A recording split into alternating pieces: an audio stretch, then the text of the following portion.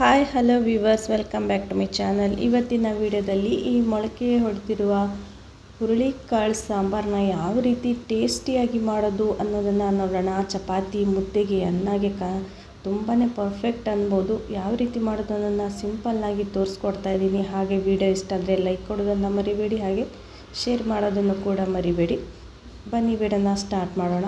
First ನಾವಿಲ್ಲಿ ಮಸಾಲೆನ ready ಮಾಡ್ಕೊಳ್ಳೋಣ.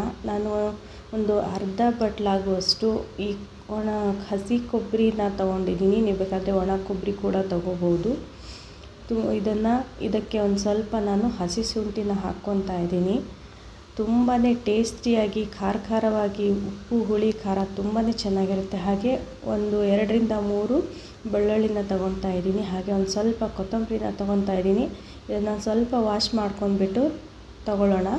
ವಾಶ್ ಮಾಡ್ಕೊಂಡಿದ್ದೀನಿ. ಹಾಗೆ ಒಂದು ಸ್ವಲ್ಪ 5ರಿಂದ 6 ಕರಿಮೆಣಸು, ಹಾಗೆ 2 ಏಲಕ್ಕಿ, ಹಾಗೆ ಸ್ವಲ್ಪ ಲವಂಗನ ತೊಗೊತಾ ಇದ್ದೀನಿ. ಒಂದು 6ರಿಂದ 7 ಲವಂಗನ ಹಾಕ್ಕೊಂಡ್ಬಿಟ್ಟು, ಹಾಗೆ ಒಂದು ಸ್ವಲ್ಪ ಅರ್ಧ ಸ್ಪೂನ್ ಆಗುವಷ್ಟು ಜೀರಿಗೆನ ಹಾಕ್ಕೊಂಡು ಇದನ್ನು, ಹಾಗೆ ಒಂದು ಸ್ವಲ್ಪ ಚಕ್ಕೆ, ಹಾಗೆ ಒಂದು ಈರುಳ್ಳಿನ ಸಣ್ಣದಾಗಿ ಕಟ್ ಮಾಡಿ ಹಾಕ್ಕೊತಾ ಇದ್ದೀನಿ. ಹಾಗೆ ನಾನು 4ರಿಂದ 5 ಟೊಮೆಟೊನ ತೊಗೊತಾ ಇದ್ದೀನಿ. ಇದನ್ನು ನಾವು ಸಣ್ಣದಾಗಿ ಮಸಾಲೆನ ರುಬ್ಕೊಂಡು ರೆಡಿ ಇಟ್ಕೋಬೇಕು. ಹಾಗೆ ಇಲ್ಲಿ ಒಂದು ಕಡಾಯಿ ಅಥವಾ ಒಂದು ಪಾತ್ರೆಗೆ ಒಂದು ಸ್ವಲ್ಪ ಅಡುಗೆ ಎಣ್ಣೆನ ತೊಗೊಂಡ್ಬಿಟ್ಟು, ಅದು ಸ್ವಲ್ಪ ಬಿಸಿ ಆದಮೇಲೆ ನಾನು ಒಂದು ಅರ್ಧ ಕಪ್ ಆಗೋಷ್ಟು ಸಣ್ಣದಾಗಿ ಕಟ್ ಮಾಡಿಕೊಂಡಿರುವ ಈರುಳ್ಳಿನ ಹಾಕ್ಕೊತಾ ಇದ್ದೀನಿ. ಇದನ್ನು ಒಂದು ಸ್ವಲ್ಪ ಕಂದು ಬಣ್ಣ ಬರೋವರೆಗೂ ಇದನ್ನು ಫ್ರೈ ಮಾಡ್ಕೊಳ್ಳೋಣ. ತುಂಬಾ ಸಖತ್ತಾಗಿರುತ್ತೆ. ಒಮ್ಮೆ ಮಾಡಿ ನೋಡಿ. ಹಾಗೆ ಇನ್ಸ್ಟೆಂಟಾಗಿ ಕೂಡ ನೀವು ಮಾಡ್ಕೋಬೋದು. ನಾವು ಆಗಲೇ ರೆಡಿ ಮಾಡ್ಕೊಂಡಿದ್ವಲ್ಲ ಆ ಮಸಾಲೆನ ಇವಾಗ ಇದಕ್ಕೆ ಹಾಕ್ಕೊಂಡ್ಬಿಟ್ಟು ಚೆನ್ನಾಗಿ ಫ್ರೈ ಮಾಡ್ಕೋಬೇಕು. ಈ ಟೈಮಲ್ಲಿ ಈ ರೀತಿ ಚೆನ್ನಾಗಿ ಎಣ್ಣೆಯಲ್ಲಿನೇ ಈ ಮಸಾಲೆನ ಸ್ವಲ್ಪ ಫ್ರೈ ಮಾಡ್ಕೊಳ್ಳಿ.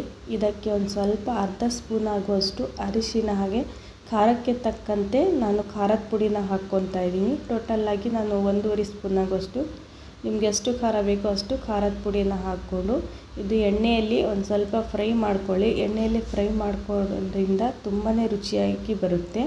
ಹಾಗೆ ಈ ಟೈಮಲ್ಲಿ ನಾನು 1-2 ಆಲೂಗಡ್ಡೆನ ಸಣ್ಣದಾಗಿ ಕಟ್ ಮಾಡಿ ಹಾಕ್ಕೊತಾ ಇದ್ದೀನಿ. ಹಾಗೆ ಪಾಲಕ್ ಸೊಪ್ಪು, ಮೆಂತ್ಯ ಸೊಪ್ಪನ್ನು ಕೂಡ ಹಾಕ್ಕೊತಾ ಇದ್ದೀನಿ. ನಿಮಗೆ ಈ ಟೈಮಲ್ಲಿ ಯಾವ ಸೊಪ್ಪಾದರೂ ನೀವು ಹಾಕ್ಕೋಬೋದು ಅಥವಾ ಸ್ಕಿಪ್ ಕೂಡ ಮಾಡ್ಬೋದು. ನಿಮ್ಗೆ ಆಲೂಗಡ್ಡೆ ಬೇಡ ಅಂದರೆ ಬದನೆಕಾಯಿ ಕೂಡ ಈ ಟೈಮಲ್ಲಿ ನೀವು ಆ್ಯಡ್ ಮಾಡ್ಕೋಬೋದು. ಹಾಗೆ ಇವಾಗ ಈ ಹುರುಳಿಕಾಳನ್ನ ಇದಕ್ಕೆ ಸೇರಿಸ್ಬಿಟ್ಟು ಚೆನ್ನಾಗಿ ತಿರುಗಿಸಿ, ನಿಮಗೆ ಎಷ್ಟು ನೀರು ಬೇಕೋ ಅಷ್ಟು ನೀರನ್ನು ಇಲ್ಲಿ ಆ್ಯಡ್ ಮಾಡ್ಕೋಬೋದು. ನೀವು ಚಪಾತಿ, ಹಾಗೆ ಪರೋಟ, ದೋಸೆಗೆ ಇದನ್ನಪ್ಪ ಅಂದರೆ ನೀವು ಸ್ವಲ್ಪ ಗಟ್ಟಿಯಾಗಿ ಸಾರನ್ನು ರೆಡಿ ಮಾಡ್ಕೋಬೋದು. ಅಥವಾ ನಿಮಗೆ ಅನ್ನಕ್ಕೂ ಮುದ್ದೆಗೂ ಬೇಕಂದರೆ ಇನ್ನೊಂದು ಲೋಟ ನೀವು ನೀರನ್ನು ಕೂಡ ಹಾಕ್ಕೋಬೋದು. ನಾನಿಲ್ಲಿ ಮೀಡಿಯಮ್ ಆಗಿ ಈ ಸೈಜಲ್ಲಿ ನೀರನ್ನು ಹಾಕ್ಕೊಂಡಿದ್ದೀನಿ. ಹಾಗೆ ರುಚಿಗೆ ತಕ್ಕಷ್ಟು ಉಪ್ಪನ್ನು ಹಾಕಿಬಿಟ್ಟು ಇದನ್ನು ಏನಿಲ್ಲ ಅಂದರೂ ಒಂದು 10 ನಿಮಿಷ 15 ನಿಮಿಷ ಮೀಡಿಯಮ್ ಉರಿಯಲ್ಲಿ ಇದನ್ನು ಬೇಯಿಸ್ಕೊಳ್ಳಿ. ಒಂದು 15 ನಿಮಿಷ ಕಡಿಮೆ ಉರಿಯಲ್ಲಿ ಇದನ್ನು ಬೇಯಿಸ್ಕೊಂಡಾದಮೇಲೆ ತುಂಬಾ ಸಖತ್ತಾಗಿ ನಿಮಗೆ ಎಲ್ಲದಕ್ಕೂ ಪರ್ಫೆಕ್ಟ್ ಆದಂತಹ ಸಾಂಬಾರು ರೆಡಿಯಾಗುತ್ತೆ. ನೀವು ಇನ್ಸ್ಟೆಂಟಾಗಿ ಮಾಡ್ಕೊಳೋದಿದ್ದರೆ ಈ ಸಾಂಬಾರನ್ನ ರೆಡಿ ಮಾಡ್ಕೋಬೋದು. ಎಲ್ಲದಕ್ಕೂ ಒಂದೇ ಸಾಂಬಾರು ರೆಡಿಯಾಗುತ್ತೆ. ಹಾಗೆ ನಮ್ಮ ವಿಡಿಯೋ ನಿಮ್ಗೆ ಇಷ್ಟ ಆಗಿದೆ ಅಂದ್ಕೊಂಡು ಮತ್ತೆ ನಾನು ಮುಂದೆ ಹೊಸ ವಿಡಿಯೋದೊಂದಿಗೆ ಭೇಟಿ ಆಗ್ತೀನಿ. ಅಲ್ಲಿವರೆಗೂ ವಿಡಿಯೋ ನೋಡಿದ್ದಕ್ಕಾಗಿ ಧನ್ಯವಾದಗಳು ಫ್ರೆಂಡ್ಸ್. Thanks for watching. ಹಾಗೆ ವಿಡಿಯೋ ಇಷ್ಟ ಆದರೆ ಲೈಕ್ ಕೊಡೋದನ್ನು ಮರಿಬೇಡಿ, ಹಾಗೆ ಶೇರ್ ಮಾಡೋದನ್ನು ಕೂಡ ಮರಿಬೇಡಿ, ಹಾಗೆ ಸಬ್ಸ್ಕ್ರೈಬ್ ಆಗೋದನ್ನು ಕೂಡ ಮರಿಬೇಡಿ.